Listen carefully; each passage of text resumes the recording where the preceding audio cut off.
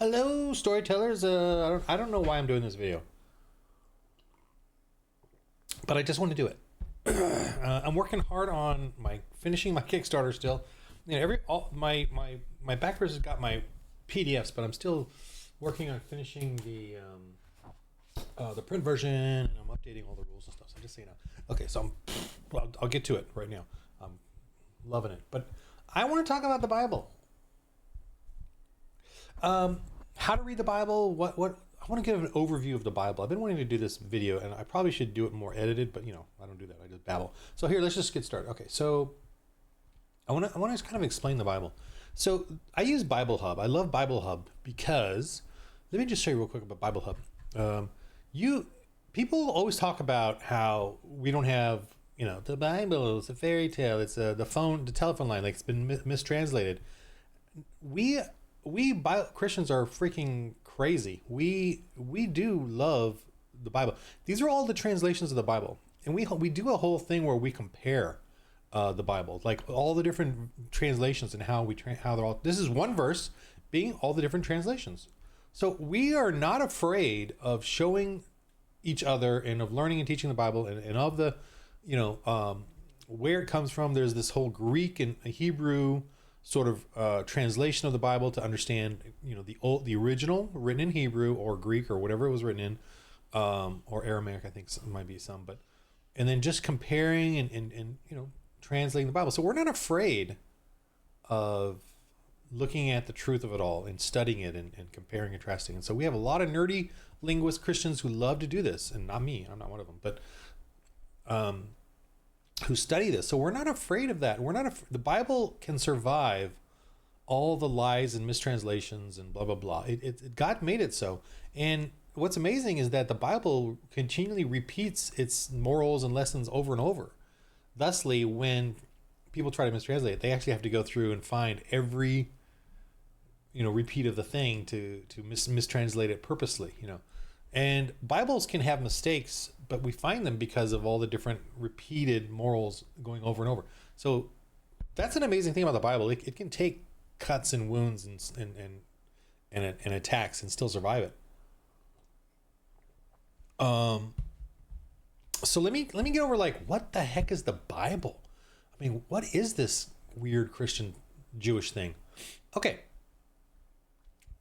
This is a timeline. It's basically putting a timeline where all the stories go, and I'm going to go through that a little bit, and then I'm going to go through just the way the Bible is made.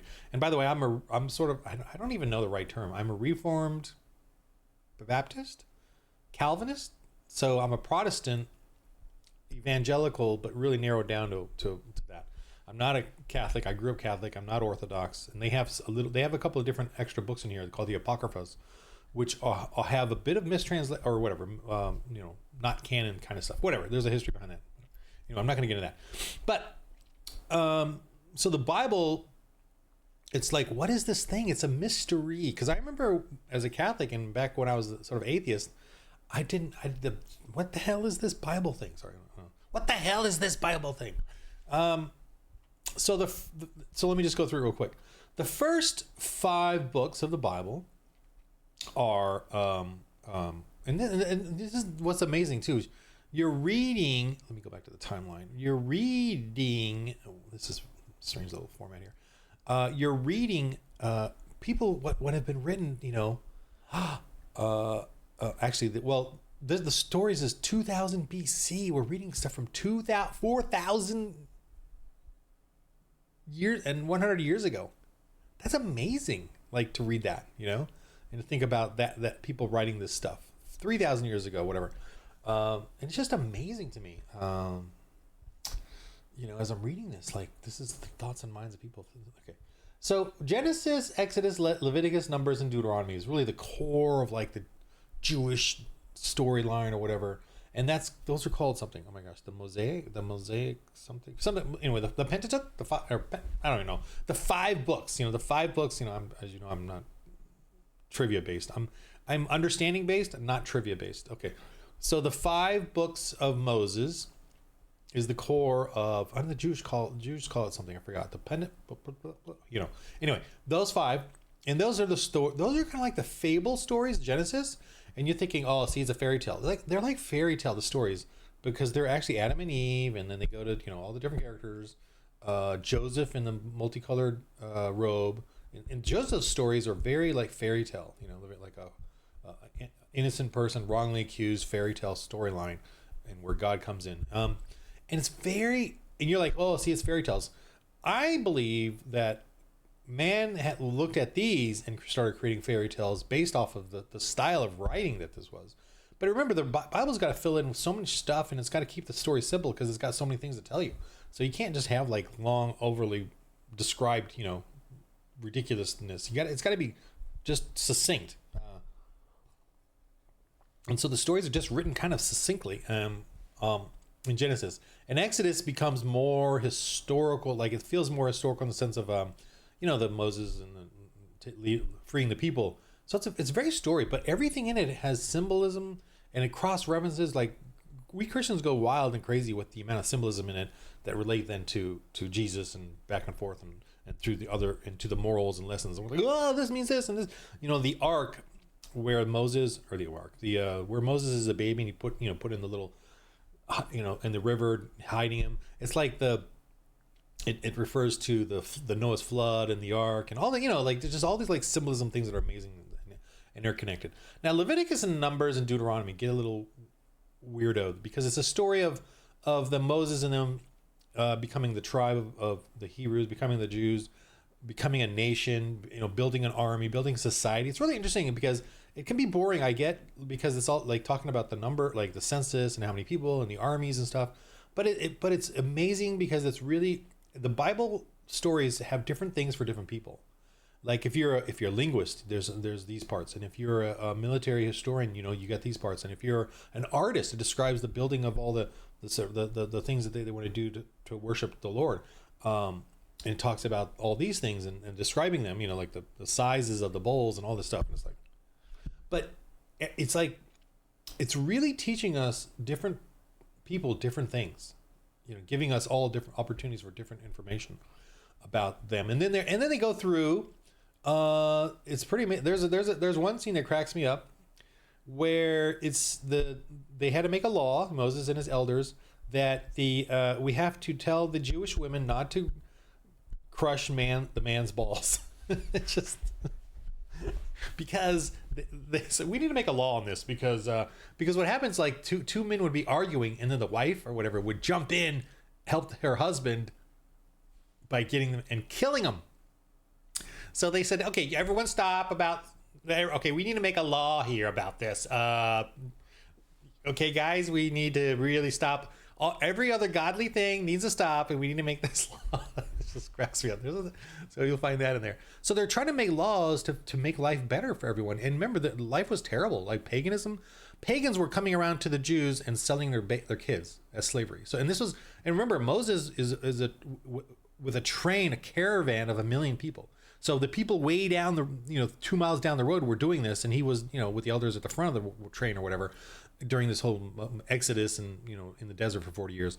And so all these different tribes were doing different things, and then Moses and the elders had to we got to make all these laws. So people are complaining like that they said, they're oppressive to women because of these laws and stuff. That's total bull malarkey, because the women were already severely oppressed and severely exploited because they're the weaker creature, and men were already doing horrible things, and so they made these laws to protect the women and identify these issues, including the slavery part, the children's slavery part, and the pagans selling their children as slaves or their whoever they had, because they raided each other all the time. And so they were just making laws to protect them, and they can't just go around and say, all right, tribes, you got to give up these women that you bought with all your money. Okay, we can't force you to do that, so we need to work out a law that makes it fair that these women, these young girls, are not being mistreated as slaves. So they had to deal with it in that level. And remember, back then slavery was just kitchen appliances. I mean, that was just the commonality. But they tried to make it kinder and gentler. Moses couldn't go around and just tell all the tribes, you can't, you can't do that in life. You and I cannot do that either. I don't care how liberal you are and how left wing you are, and you think you can just go around and tell people what to do. I noticed that when you do confront people, you're pansy, just like me. So they had to do that. They had to be a little pansy and work it out. You can't just go to someone's yard and tell them what they can and can't do. You have to be pansy. Now, obviously, that's why the left likes to then resort to lawfare and legalism and terrorizing people with government authority because the left cannot stand actually trying to work with people. But on the right, what we prefer doing is working with people, limiting government and working with people to do things. Anyway, so that's the whole mishmash of laws and stories that are going on here. There's one other thing I wanted to mention that cracks me up. Okay, another thing I want to say, and then I'll move on. In Exodus, they describe a republic, a democratic republic. Moses' father-in-law comes and visits him, sees how busy he is, and this is like an interesting little like fairy tale story. And then he tells him, maybe you should do this, and under God, you should do this. And so he describes a republic where you vote in groups of 10 leaders, groups of 10 to help you judge and officiate over making laws and then dealing with people's problems, because Moses was doing it all by himself. There must have been a long line of people outside his tent, dealing with, how do we do this? What does God say about this? How do we do it? And so the father-in-law described, maybe you should start a republic where you vote in the smarter people who then can help you with these issues. So for the first time in 4,000 or 2,000 BC, well, actually Moses is 1,500 or whatever. But when is Moses? Because see how you can see the timeline here of the thing, and now Genesis and Exodus. I don't know exactly when it is, but it's 1400 BC, somewhere around there. So he describes that. Now, here's my contention. People say that democracy started in Greece, and I wish we Christians would be a little more contentious and Jews be more critical of that, because Greek democracy was about 500 BC-ish, somewhere around there. Guess who was there for a couple hundred years and flooded the area? And the reason we know they flooded the area is because they had to translate their Old Testament. So the Jews were in Greece. A ton of Jews were in Greece. And the reason we know that is because they made the Septuagint, which was the Greek translation of the Old Testament done by the Jews. And the Septuagint, or however it's pronounced, is think about this. They translated it because it was so dire, because so many Jews only knew Greek or were studying Greek or whatever. And so the Jews realized, and remember, the Jews would not change a single dot of the copying of their Old Testament. So the Old Testament was sacred to them. So for them to change it to Greek is like heresy, a heretical. But I'm saying in the extremes. But they knew they had to change it because there was so many Jews only knew Greek. Okay, so thusly, what that's basically saying is that there were so many Jews in Greece. And Greece was the birth of democracy, which to me, this is where it came from. It came from God. Democracy came from God. I absolutely believe this. I think it's factual because it's historically. Why didn't democracy start in sub-Saharan Africa or in China or in any other place? Why was it that here there was this an amazing push for a democratic style of governance? I understand that some places might have, where people pick small tribes or whatever might have to do that, but it did not become a big civilized thing except in Greece, and that's where the Jews were, flooding the entire area during that same period. Let's put two and two together. That's so obvious. So when people say, "Oh, Greece, the birth of democracy," this is the birth of democracy. Okay. Moving on. Joshua is a story about the guy who basically takes over from the old leadership, and they're moving into Israel now. Oh, and the story is about God saying, Israel is your land. So this is 2000 BC. Israel is the focus of everything, and I like the term God is real. God is real. The reason God chose the Jewish people is to prove to the world. He chose a weak tribe of people, not they're superior, not they were better than anybody else. He chose them because they were weak. And they were weak and floundering and whatever. And he said, I will give you a land and set it up for you. And the land he gave them was from the cousins of the Jews. Like they were all, of the same tribe kind of a thing. Um, and they so the story is about returning and building the land of Israel to prove to the world who God is. That's what the whole premise of the Bible is. God, instead of God going around and making everyone believe in him, he's going around showing the world that God does exist, and here's who he is, and he's chosen the weakest tribe who would be oppressed and surrounded, forever and ever, in a sense, and yet would still exist, still persevere. That's the amazing thing about this story. And Joshua finally moves the people into Israel, the land. In Genesis they were there, and then they left because of a famine. They went to Egypt, and then blah blah blah. And then finally with Moses, 400 years later, they return to Israel as a sort of emigrating tribe or whatever, or migrating, but returning to the land that they had started at. And the people there were their cousins, I would say, or to simplify it. And so when people say, oh, the Israelites invaded and did a genocide, well, God said that the cousins were horrible. They were horrible, like sodomizers and rapists, and the society was disease ridden and blah blah blah. And so they had to go and eradicate them, kind of like a flood thing. Like there's a flood story, but in Adam and Eve, I kind of glossed over that. But anyway, so I'm just moving quickly. So Judges is a book about. I think I look at it like David Lynch in films. I don't know if you're familiar with David Lynch, but he was a filmmaker. He did weird, goofy, murderous, dark, sinister movies. And Judges is kind of like that, with Samson in it and some of the others. But it's very sort of once they settle into Israel and try to form a nation, it gets all whacked. Everyone's doing their own thing. It gets all whacked and very pagan-y in a sense, and so it's not going well. And because it's not going well, that's why they sort of call out for a centralized king, and God said he didn't want that. He wanted them to, figure it out in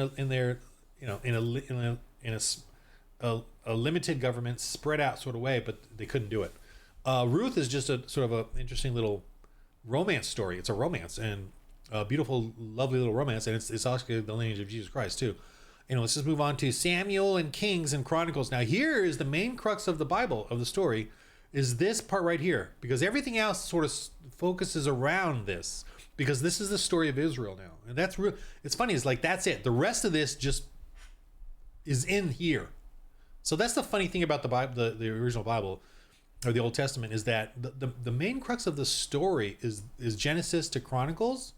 Like this whole thing is sort of historical kind of lineage type of thing, but the rest of this is just all talking about this period. So in case you're wondering. And Samuel is the early part, and Kings and Chronicles are sort of parallel. And here's the interesting thing and cool thing about this. Kings and Chronicles both are different takes on the same period. And what's cool about that is that when you get different takes on the same period, it's much easier for linguists and historians to verify things, and to cross-reference. And that's what's cool about this thing. Also, because of all these other things here are different sort of poems, books, wisdom, songs, tales, and a lot of prophets describing and complaining and whatever about the failure of Israel and the relationship with God. It's really good for historians and linguists because it cross-references this area, and so you really get a more truthful look of the whole area when you have different resources and different sources writing about the same period, and having different points of views, kind of a thing, different experiences and different claims. So that's what's amazing about the Bible, is like how much it has all these different authors talking about God and Israel, and yet they all work together. So that's really the summation of the Bible. And Samuel is about Saul and David, and very Shakespearean. So when you read Shakespeare, it really does come off as these Samuel stories. Samuel is the prophet who worked with Saul and David and the building of Israel, in a kind of sort of a medieval sort of storyline, or Shakespearean kind of thing. Kings and Chronicles is sort of depressing because it's just like, this king did great, this king sucked, this king did great, this king sucked, all the different things that went down with that Kings and Chronicles. And then I think Solomon is in there. Solomon, I'm kind of glossing over everything, but Solomon's in there, and his sort of amazing, but then the pax, the golden pax Romana of Israel kind of thing happened during this period with Solomon, David to Solomon, and then that's in here, and then the fall. Man, the fall of Israel is just depressing, and how they get invaded and then taken off, and oh yeah, and then the post persecution to then becoming they rebuild Israel a little bit, and it becomes sort of a quiet little Israel for 400 years until Jesus comes. But that whole thing is at the end of this and here under these prophets and stuff, right? I think something like that. I get it all mixed up. But anyway, so Job is a really amazing story. Job is, to me, like a David Mamet play waiting for Godot. Like I always read, when I read Job, I read it like a Broadway play, like an off Broadway play, cheap production, a couple people on the stage with some cheap effects doing the when God comes in and starts to talk. And that's the amazing thing. You and I, as Christians and Jews, we get to hear God's actual voice, how he talks, what he says. We get to like experience that. Whereas in other religions, I don't know if they really get that. Like Allah never speaks, so you don't get to hear that. So there's no joy there in that. I don't know about the pagan ones. I don't know what they get, But this one, Job, when God comes and talks, man, the stuff he says is so amazing and spot on with science that you and I that mankind would never know on their own without amazing scientific instruments that actually are proving what God says in Job are true. Like, I mean, it's poetic, but some of it is like, whoa, how did you know? They did not know that. Anyway, amazing stuff. It's a wonderful thing. I love Job. Job is actually set to not in the right timeline. Like Job is somewhere in here, in the first books. I wonder if the timeline will show it. Let me see. Because I don't see it on here. Job. Oh, I don't think they have it on here, or at least they don't. Because Job, this is the actual timeline of the Bible. I don't even see it. Oh, what? Where is it? Well, maybe did I miss it? Because it's considered to be early on, the actual story. Like, where is it?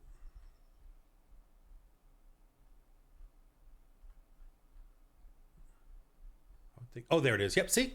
Before 2100 BC, Job suffering. So, because Job actually mentions a couple of different tribes or things in there that are, and it's really interesting because his friends are mentioned, and they're like not. It's so cool because they're not directly mentioned. Like you gotta find them. But in Genesis, there's a moment where they mention these things in different ways and different wordings and stuff, and so you're like, oh, wait a minute, he is the cousin of da, and they're talking about the valley of or whatever it is, in this period, So it's just really cool. I really love that. Okay. In this story. So, okay, Psalms is obviously the songs, and that's intermixed all throughout, David and whoever else in the Kings and Chronicles that wrote the songs. Proverbs is Solomon. Ecclesiastes is Solomon. Songs of Solomon, I think, is, same period. And so, that all these things, Jeremiah, Lamentations, these are all people. Daniel is post. So Daniel is like a historical post period because he's the story of them returning to Israel after their invasion and taken out as slaves. So that's like a story thing. Okay, so that's really it. Because if you look at the prophets, these guys are all intermixed with the the Kings and Chronicles. And if you look here, let me see. So, when we get to Kings and Chronicles, there's Samuel, and then when we get to here, Kings and Chronicles, you can see Chronicles here, and there's Kings and somewhere in here. There's some Kings there. This is all intermixed with the prophets and stuff. They're going to be intermixed throughout here, like Obadiah 1. There's Obadiah 1 in between there, and so in case you're wondering, like, what is all this stuff? Like, I'm just trying to Amos. You see, they're all in here, all in the depressing areas. Isaiah is right there with the Kings and Chronicles. And these are all sort of right after Daniel, Ezra. These are all sort of the building of Israel and their sort of departure and sad separation. Nehemiah, I guess, is the main part of the end of the Israel, where then 430 BC is the end of the Bible. 430 BC. So Nehemiah is talking about the rebuilding of Israel. And it's like they're rebuilding it, but not to any glory. It's all sad and rebuilding and just survival mode. So for 400 years till Jesus, it's quiet, right? That's an amazing thing. They're waiting for the Savior, is the whole ending of this. They're waiting for God to return. So for 400 years, over 430 years, God doesn't, like, it's silent, whatever, nothing. And so the Jews are basically building for 400 years. That's, the U.S. is not even 400 years old. They're building their society and their Jewish, kind of traditional society by the time Jesus comes. And that's, so the Bible's not, I don't know, it's not a mystery to me. It's not a mystery, and I'm trying to get that. That's my main point here. Is I'm trying to get across to you that it's not a mystery. It's very just amazing. Okay, so I'm going to go to the New Testament timeline real quick and just explain that to you. So the New Testament starts, 6 BC, birth of John the Baptist, and then birth of Jesus, 5 BC-ish or so. And Matthew, here, real quick, Matthew, Mark, Luke, and John are the story of Jesus, but told from 4 different people, right? They all wrote it separately, all getting older or whatever, but they wrote it. I'm sure they had plenty of diary notes and stuff from there. But they even admit that they, didn't cover all the amazing stuff Jesus did. So I think heaven must be, we go to heaven and we get to rewatch the whole thing in real time, like a 3D holographic movie, and get to really, really experience the entire, that's probably the intro to heaven when you get there as Christians, is that you get, and Jews, you get to watch the entire thing and see where you got it wrong, where we got it wrong. As far as our own lives and stuff. Anyway, so Matthew, Mark, Luke, and John is an amazing thing because it's them telling the what happened with Jesus, his gospel ministry or whatever. What's amazing too is Luke never even met Jesus. Isn't that amazing? Like there's 12 apostles that follow Jesus around. 3 of them are his actual, and Luke was not. Luke is not an actual apostle. That's amazing. Like, what? How come? Luke came afterwards and interviewed everybody, Mary and everybody about it. He was a Greek physician who became a Christian and who worked with Paul. Here's another amazing thing. The other main person of the New Testament is Paul. Paul is not an apostle either, and yet he wrote most of the letters. So the first 3-4 books with Luke is the account of Jesus. Acts is Luke writing about the after Jesus dies and is crucified, and what they do now, how the apostles are left, and Luke is there, and Paul comes in at some point where they all now are forming the Church of Christ, or spreading the Christianity, and it's an amazing little, like, everything that they had to go through and their suffering. Romans, and Paul is in this story, I believe, in Acts, where he goes through all his conversion. He was a Jew persecuting the Christians and stopping them. And then Jesus intervened, and then it's weird. It's like, was Paul so successful they really hurt the apostles, and the apostles weren't really effective, and so Jesus had to go and find somebody else to help spread the gospel. I'm just being whatever. Romans is the letters that Paul writes, especially when he's in prison in Rome, and then what he dealt with and how he was dealing with the Rome and the governance and his citizenship and his ability to go around, and his persecution by Jews and others, and Romans, I guess, or pagans, to do in spreading. So what are they doing though? So what they're doing is missionary and church planting. They're church planting. These are all these, by the way, most of these anyway, are the names of the churches or the regions where the churches are placed. And these are letters sent to the churches telling them about Jesus Christ and what, or the faith and Christianity and what they need to be doing and what they're doing wrong. And these are and there's even discussions in here about how the apostles are all arguing and having to deal with each other and some falling away and like all the sub apostles and all the little extras and it's not just the main ones, but some of the other ones, and then their persecutions and their failures and their successes. But most of them, all of them, remember, all the apostles get killed and executed in some horrible way. The only one that sort of survives to old age is John, but he's imprisoned and semi-tortured, and finally writes Revelation as the final one.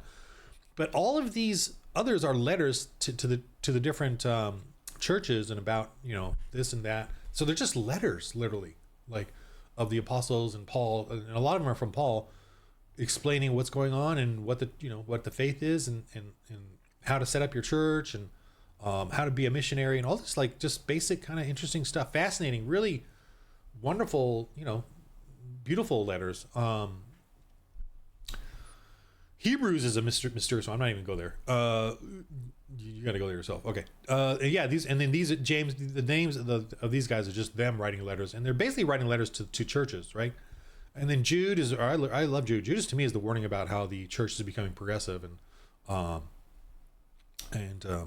don't like its advice, though. I don't like that it says you got to be loving and kind to all these corrupt churches. I want to be mean and brusque. But anyway, so the New Testament, what's amazing is it's already warning that there's going to be arguing among the churches. There's going to be a lot of false doctrines and false Christians and all this terrible, so it's like when people say, oh, the Christians how come they're all different churches and different and they all argue? I'm like, have you read the New Testament? It says it's going to happen. Revelation is obviously the crazy one where John writes. Even today, it's funny. Even today, we will get sermons on Revelation from scholars at our church, and I'm still like, I'm still like, did you tell me anything yet? They go into deep detail. It's really weird how none of us can grasp it, or at least that's my claim. None of us can grasp it, man. I mean, we get it, but it's weird. There's still something very strangely going on in my head with that, or with everyone's head. Okay. One other thing I wanted to say was, what was it? Romans 1:18-32 was kind of like my favorite section, because it really talks about the hardcoreness of the Democrats, of the left, of paganism, of abortion, and of perversity, sexual perversity, abortion, the LGBTQ movement, and of how the society become very pagan and reprobate and murderous, like applauding murder, applauding the murder of the unborn, applauding the murder of people they disagree with, applauding the persecution, and loving it. And that's, to me, like a big Calvinist thing. There is that God is going to make some people wicked, and in my view, this is the game of life. God has put his children on the earth, and he's put the wicked on the earth. And does he love the wicked on the earth? Yeah, I suppose he does. He loves them because they're going to teach us who we are. We have the freedom. What we have, there's no free will in the Bible, by the way, but we have is the freedom to know what kind of person we are under this game of life that we're playing amongst a field of the wicked. That's like my sort of brusque, terse, role-playing game, computer game translation of this, is that there are people on this planet who are made by God to be just wicked, and you can tell they are, right? I mean, to deny that there's evil is absurd. There's obviously evil, and you all know this. Even you on the left know this. There's evil, people who are just wickedly evil, not savable. If you can get to that logical acceptance and observation and conclusion, you must be a Calvinist, because God has set wicked people on here to see what the good would do. Now, we good don't become wicked. We good don't hurt even the wicked. What we do is we say God's word. We are messengers. We are not the vengeance. We are messengers, and we are of love. And with that, I'm assuming my translation or version of this is that with that, if we are true to that, we will get evil to calm down, just to calm down. That's the whole thing. While we live our lives, but we have to do it in the name of Christ, and get the evil to calm the F down, until God, Jesus, and that's all. That's the best we can do until Jesus comes and finally ends it all, ends this matrix, and gets us all to go back to heaven and see how we did. That's kind of like my silly little. But again, to me, all of that matrixy stuff is not really important. It's my just silly translation of it. What's important is this, and reading this and loving it and enjoying what has been put before us to read and understand. And I'm telling you, man, read Job. Job is about Job and his friends sitting there in a off Broadway play, and his friends all tell him the wrong stuff. Just so you know, they get half right, half wrong stuff. And when God comes at the end, remember, there's at least 3 young special effects technicians so excited to portray God in their cheap little visual effects with cardboard and flim flam sound effects and stuff. That's the way I look at that. It's kind of fun. As they in their tempera paint and their cables and wires and things like that. That's how when I read Job, that's how I do it. And then I imagine each of the Job and his friends as like these actors, these Broadway actors, like really learning their parts and doing their monologues, because they're all just these crazy hilarious monologues. Okay, so that's my little take on the Bible and just trying to understand it and read it, and you should not have to read I like to read it linearly. I'm on what am I on right now? I just finished Song of Solomon, and I'm going on to Isaiah. And then I like to go read some of the New Testament. But I think once I finish reading this time through, which is I think my 5th time through, I'm going to probably focus on the New Testament for a while. But anyway, that's my take on the Bible, and I just want to get you to just kind of get the basics of it all, the overview of it all. And again, we got tons of scholars and academia constantly going through and studying the Bible and the translations and the cross-referencing. So we got it down, people. We got it down. If your ESV is a good translation, now all of these I think are good translations that are here on the Bible Hub, but ESV, supposedly NIV is a little iffy, but I don't know. ESV is good. The New King James Version. Now, obviously, the King James Version is the one that people say is the best, but I'm like, I've read the ESV, the King James, the New King James Version, the New American Standard Bible, and the which one? There's another one here. Barons. Anyway, to me, I love the Lord Jesus Christ and follow him. So I'm not getting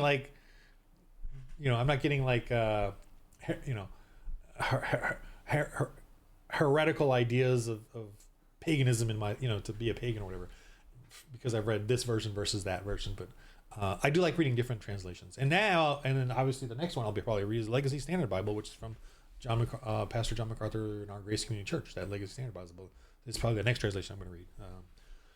I actually like the NASB though. I like that one because when we are at the church, they will read the Legacy Standard, and then I'll have the Newest American Standard. I'll kind of have one or the other. I kind of like the New American Standard. I like just the wording is more deeply poetic to me than the Legacy Standard. But I don't know. Anyway, I mean, it's not huge, but it's just some of the words I like are better, like more intense. Anyway, but there's an art form to translation for sure, and God understands that, so that's why He makes the Bible very repetitive and a lot of cross referencing, like I showed you, a lot of cross referencing. So that's the amazing thing. You cannot purposely mistranslate something successfully because of how much cross-referencing is done with all the different books and histories. And so it's like it becomes so impossible for someone to purposely mistranslate, and deceive you in it, because a historian and a linguist will be able to get the original writings and see that you mistranslated this pretty good, but there's the other part here that says this thing. This part is countering what you're saying, and this part over here is countering what you're saying when you translated this part, kind of a thing. Anyway, all right, so that's it. I don't know why I'm doing this video, but I just want to do this video because I just love the Lord. Okay, in the game of life, are you one of the good little computer tokens, or are you one of the wicked computer tokens? Do you love the Lord? Do you fear the Lord? You're probably one, and you want to spend time with the Lord like I do with my role-playing games, then you're probably one of the good, and enjoy. If you don't like that and you don't like God, and good luck in the game of life. Roll holy dice.